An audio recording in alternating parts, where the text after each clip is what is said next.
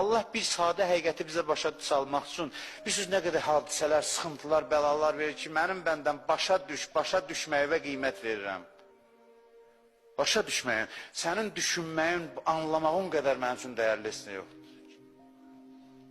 Amma ağıllılar necədir? Ağıllılar düşünüb tapır, bəlaya ehtiyac olmur. Bəla ehtiyat variantdır.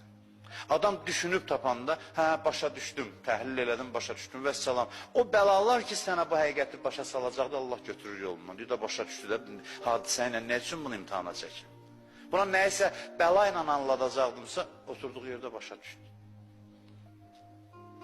Dünya anlamaq yeridir, anlamağa gəlmişik. Düşünüb tapmağa gəlmişik. Düşünməyəndə Allah hadisələrin sərt dili ilə bizi başa salır. Çünki anlamaq o qədər mühümdür ki, Allah bəla da göndərir ki, tək anlayaq, tək başa düşək.